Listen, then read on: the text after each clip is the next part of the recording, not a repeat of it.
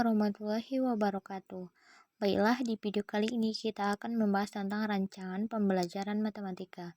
Adapun tujuan dalam pembuatan video ini yaitu untuk memenuhi nilai ujian tengah semester atau UTS rancangan pembelajaran matematika. Baiklah, saya Winky Delastuti NIM 1914040035 dari Tadris Matematika A. Dosen pengampu yaitu Ibu Nita Putri Utami MPD. Baiklah, di video ini kita akan membahas tentang rancangan pembelajaran matematika yang terdiri dari yang pertama kalender akademik, yang kedua program tahunan, yang ketiga program semester, dan yang keempat adalah kriteria ketuntasan minimal atau KKM. Yang pertama yaitu kalender akademik. Adapun pembahasan dalam kalender akademik ini yaitu yang pertama pengertian kalender akademik dan cara membacanya, yang kedua pengertian rincian minggu efektif, yang ketiga komponen-komponen dalam menyusun rincian minggu efektif, yang keempat faktor-faktor dalam menyusun rincian minggu efektif, yang kelima bentuk rincian minggu efektif. Pengertian kalender pendidikan dan cara membacanya. Kalender pendidikan adalah bentuk pengaturan waktu yang disusun untuk kegiatan siswa dalam satu tahun ajaran, yang di dalamnya terdiri dari permulaan tahun pelajaran, minggu efektif dalam belajar, dan pembelajaran efektif dan libur. Kalender pendidikan ini mewakili seluruh komponen periodisasi proses berjalan dalam satu periode, sehingga kegiatan belajar menjadi lebih efisien, efektif, dan tertata dengan baik. Komponen pertama dalam menyusun kalender akademik adalah menentukan dimulainya tahun pelajaran. Permulaan ini menjadi dasar dalam memulai proses kegiatan belajar mengajar pada awal tahun. Hari efektif belajar. Komponen kedua yang harus menjadi perhatian adalah hari efektif belajar, umumnya berlangsung antara 34 sampai 38 minggu, sehingga pendidikan bisa menyesuaikan program pembelajaran. Pembelajaran efektif untuk komponen ketiga adalah pembelajaran efektif. Penyusunan kalender pendidikan harus dilengkapi waktu pembelajaran efektif. Hal ini ditentukan pada jumlah jam di setiap minggu. Umumnya, total jam pembelajaran setiap lembaga dalam satu minggu adalah 32-36 jam. Hari libur. Pada komponen hari libur, di dalamnya tidak ada proses kegiatan belajar mengajar atau KBM. Baiklah, di sini bisa kita lihat contoh dari kalender akademik. Di sini adalah contoh kalender akademik tahun pelajaran 2020-2021. Di sini kalender akademik ini terdiri dari semester 1 dan semester 2. Bagaimana cara membacanya? Di sini kita lihat. Untuk yang semester 1, ada bulan Juli, Agustus, September, Oktober, November, dan Desember. Untuk yang Juli bisa kita lihat. Untuk yang berwarna putih, ini adalah hari efektif. Untuk semua yang berwarna putih, ini adalah hari efektif. Sedangkan yang berwarna biru ini adalah seperti 13 Juli ini, yaitu awal semester tahun pelajaran 2020-2021. Jadi, di sini kita lihat permulaan pelajarannya yaitu tanggal 13. Jadi, kita ingin melihat berapa hari minggu efektifnya untuk belajar. Nah, di sini kita bisa lihat hari efektif belajarnya yaitu ada 1, 2, 3, ada 3 minggu. Karena permulaannya itu dari tanggal, perhitungannya itu dari tanggal 13 sampai tanggal 31 Juli.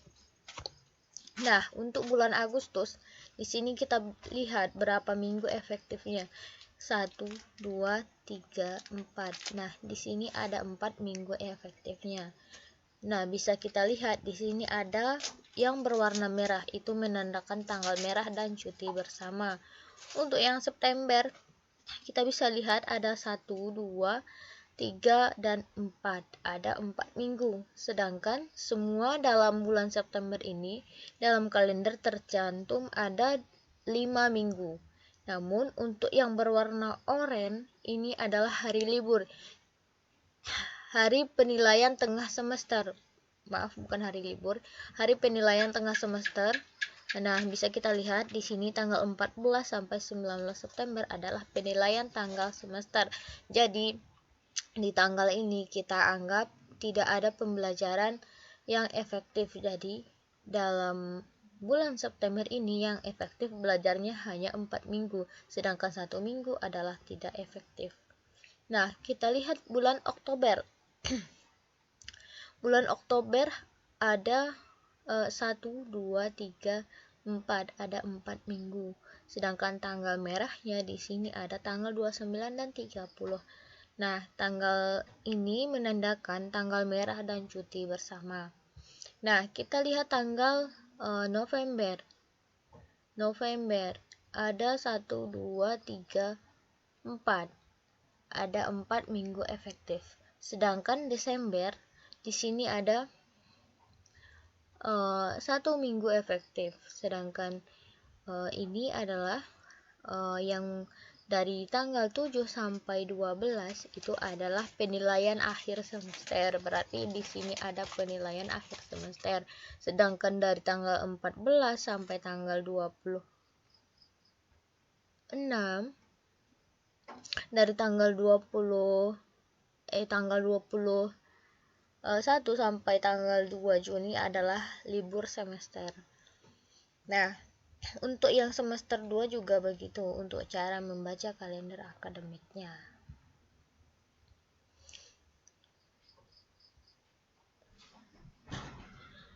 Lalu selanjutnya yaitu pengertian rincian minggu efektif.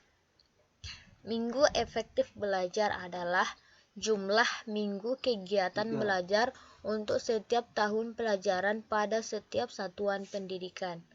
Minggu efektif merupakan minggu yang dapat digunakan untuk pelaksanaan proses belajar mengajar di sekolah. Jika minggunya efektif, maka jam pelajaran yang digunakan untuk belajar mengajar juga terhitung efektif. Pada minggu efektif terdapat juga jam tidak efektif, artinya ada proses belajar mengajar di sekolah tetapi jam yang digunakan bukan digunakan untuk memberikan materi pelajaran, akan tetapi untuk ulangan tengah semester, ekskul, dan lain-lain. Selanjutnya yaitu komponen-komponen dalam menyusun rincian minggu efektif. Dalam menyusun minggu efektif diperlukan untuk memperhatikan kalender pendidikan. Kalender pendidikan disusun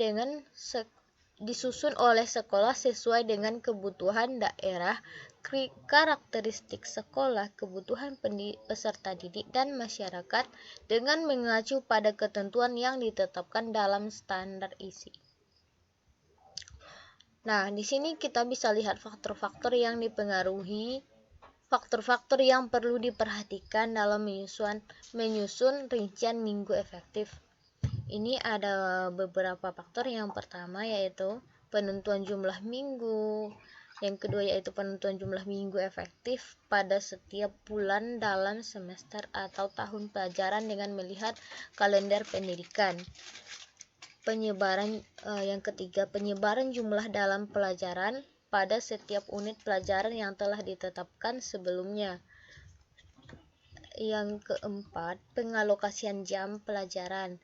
Yang kelima, pembagian jumlah waktu atau jam pelajaran efektif. Yang keenam, menyiapkan kalender pendidikan. Yang ketujuh, menghitung jumlah pekan dalam semester. Yang kedelapan yaitu menghitung pekan efektif. Nah, di sini kita bisa lihat contoh dari rincian minggu efektif tahun pelajaran 2020-2021.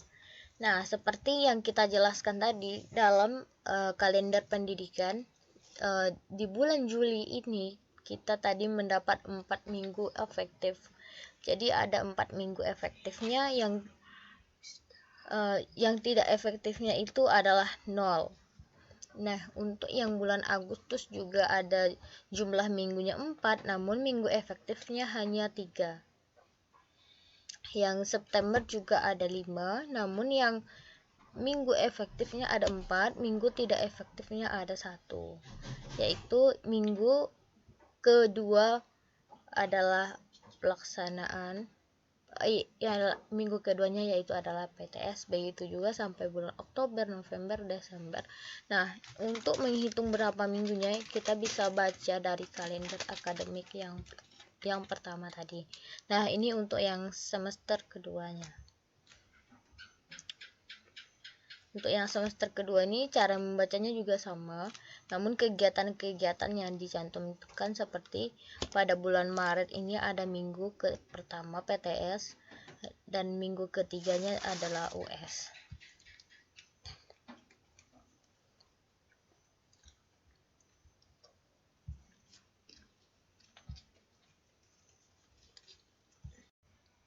Selanjutnya yaitu program tahunan. Adapun yang dibahas dalam program tahunan ini yang pertama yaitu apa yang dimaksud dengan program tahunan. Yang kedua, apa saja sumber yang digunakan dalam pengembangan program tahunan.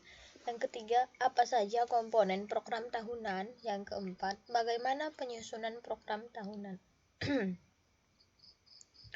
Pengertian program tahunan. Program tahunan ialah rencana penetapan alokasi waktu 1 tahun untuk mencapai tujuan SK dan KD yang telah ditetapkan. Penetapan alokasi waktu diperlukan agar seluruh kompetensi dasar yang ada dalam kurikulum seluruhnya dapat dicapai oleh siswa. Penentuan alokasi waktu ditentukan pada jumlah jam pelajaran sesuai dengan struktur kurikulum yang berlaku serta keluasaan materi yang harus dikuasai siswa. Jadi, program tahunan ini ialah program yang dikembangkan oleh seorang guru untuk mencapai tujuan pembelajaran dalam 1 tahun, dibuat pada awal tahun ajaran.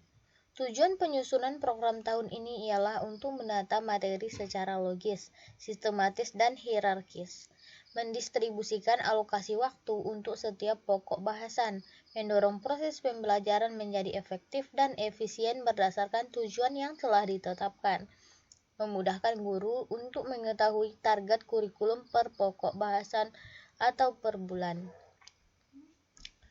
Komponen-komponen dalam menyusun program tahunan. Adapun komponen utama yang minimal wajib dipenuhi dalam penyusunan program tahunan meliputi yang pertama identitas. Identitas ini terdiri dari satuan pendidikan, mata pelajaran, kelas, semester, tahun pelajaran. Yang kedua format isian yang memuat materi, tema, subtema, alokasi waktu dan bulan yang terperinci per minggu.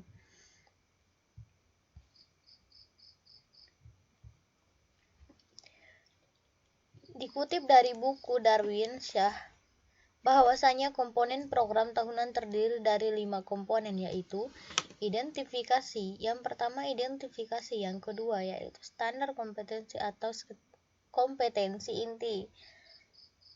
Yang ketiga yaitu kompetensi dasar, yang keempat alokasi waktu, dan yang kelima adalah keterangan.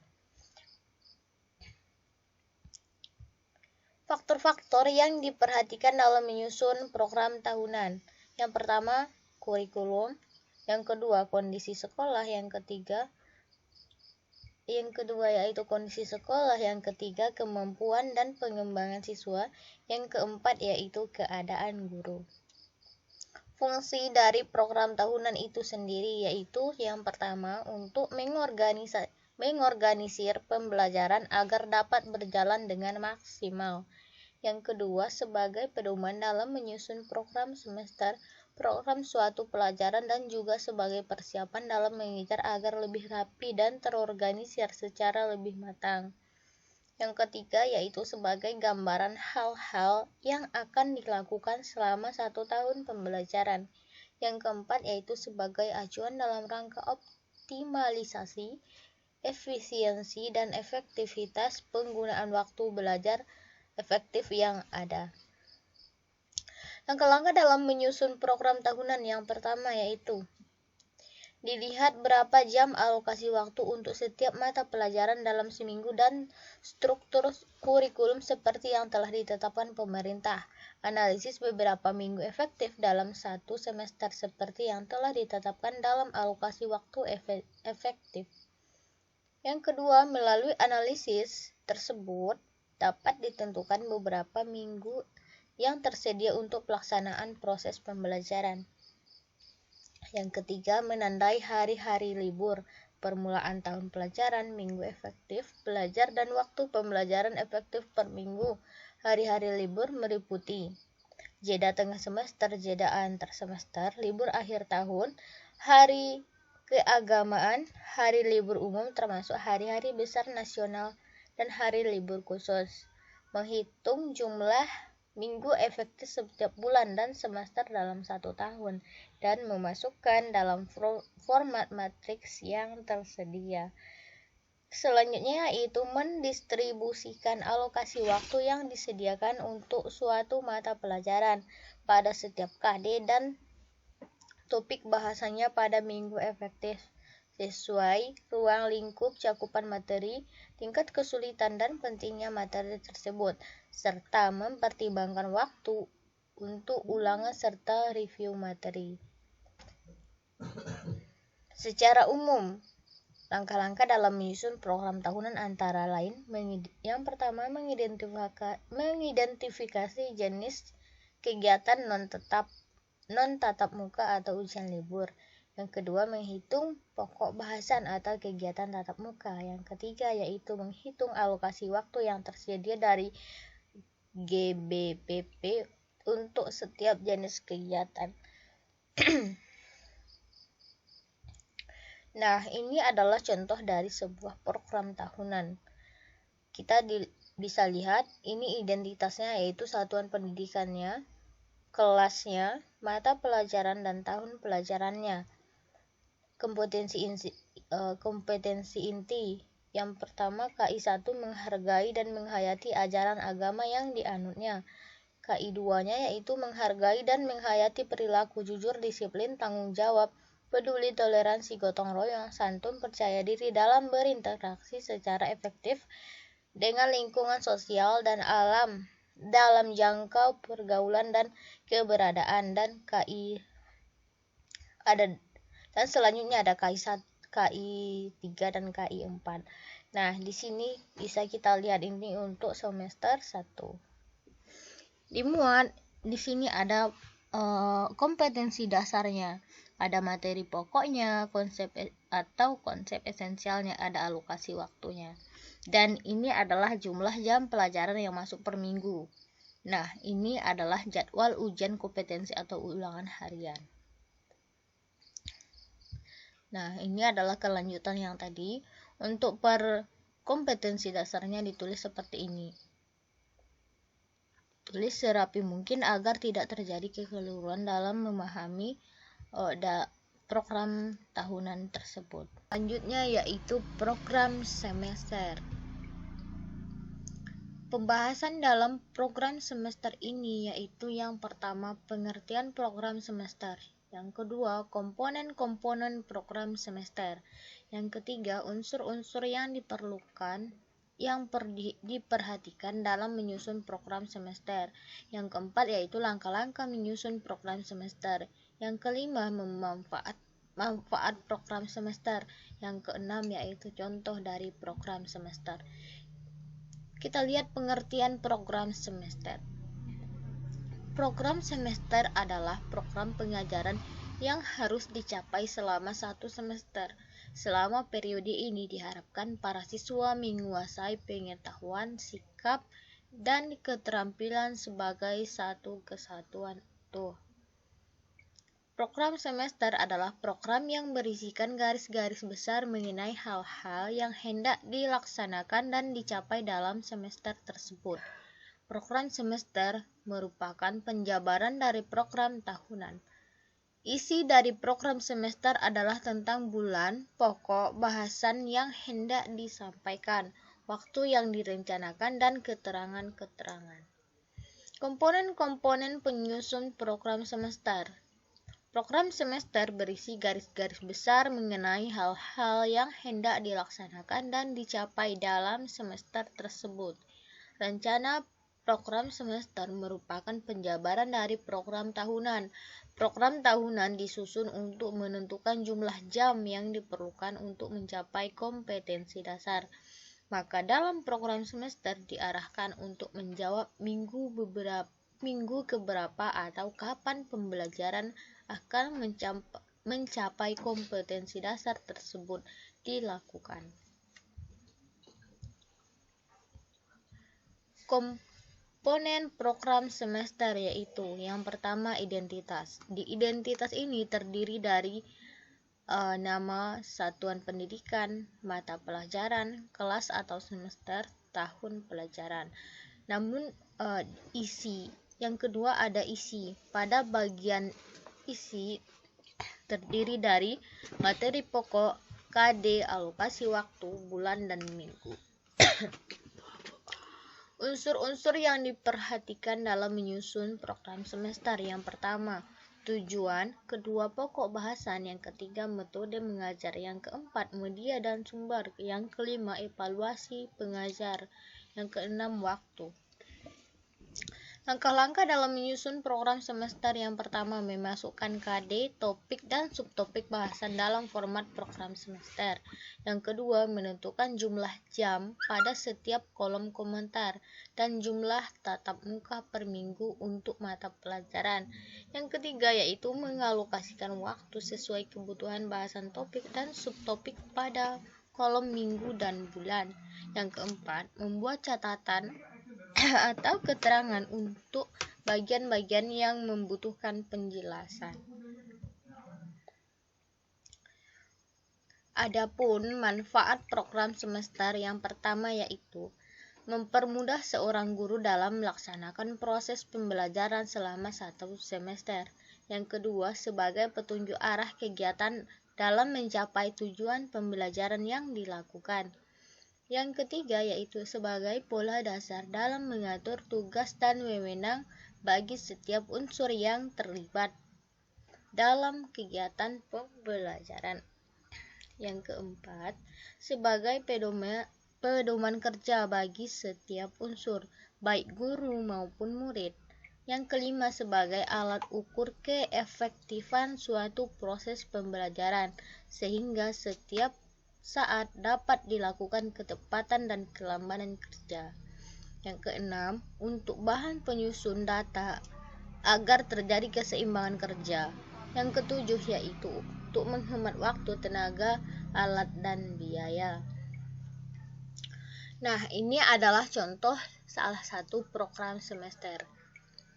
Nah, di sini kita bisa lihat ada nomor, ada KD, ada materi. Nah, di materi ini kita bisa lihat seperti teks, lisan, dan tulisan tentang ungkapan meminta perhatian. Nah, ini salah satu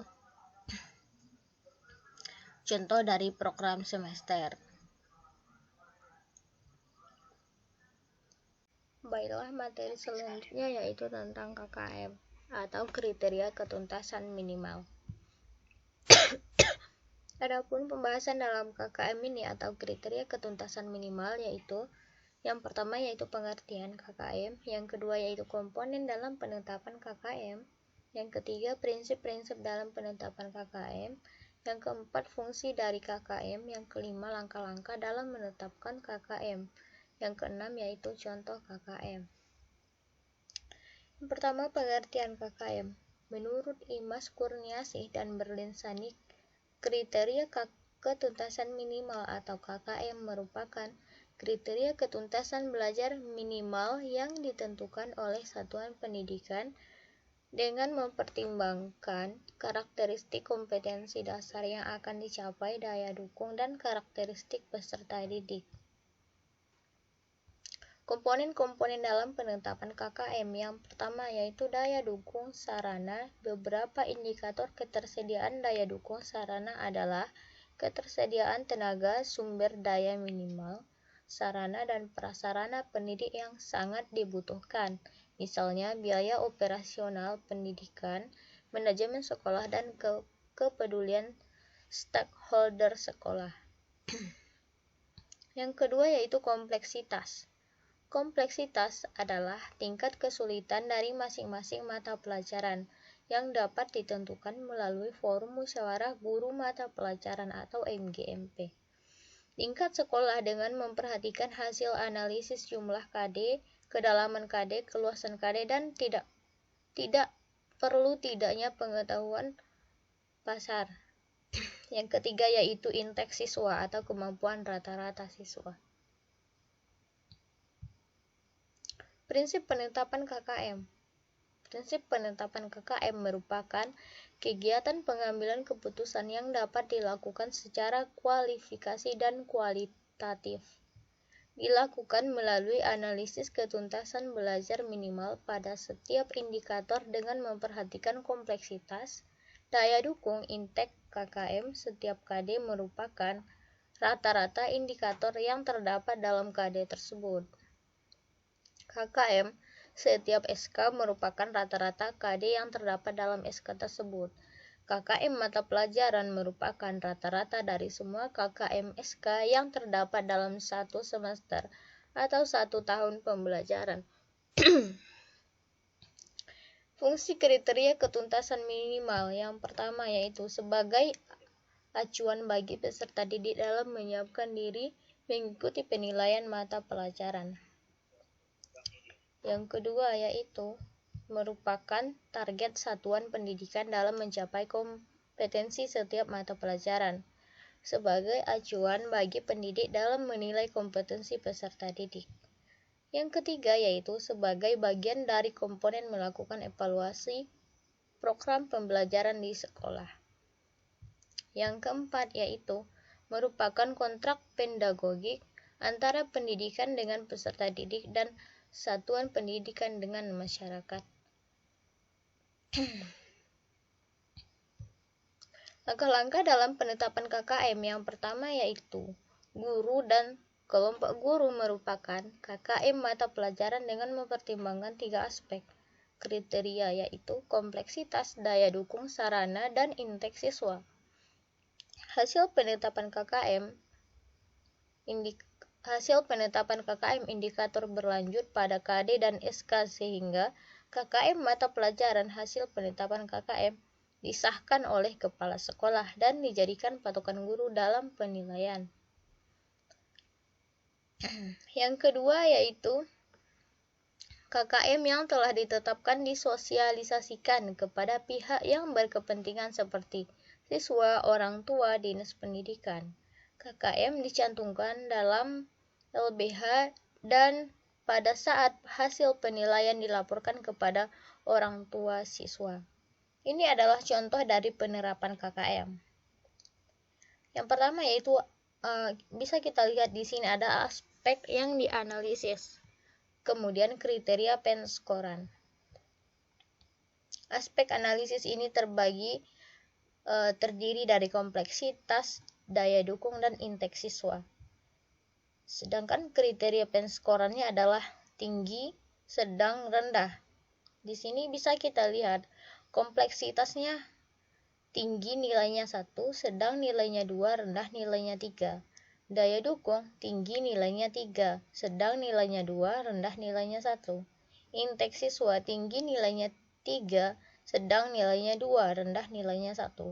Nah, di sini kita bisa lihat penilaian antara daya dukung dan indeks siswa adalah berbanding terbalik dengan kompleksitas, di mana ketika kompleksitasnya tinggi maka penskorannya itu rendah.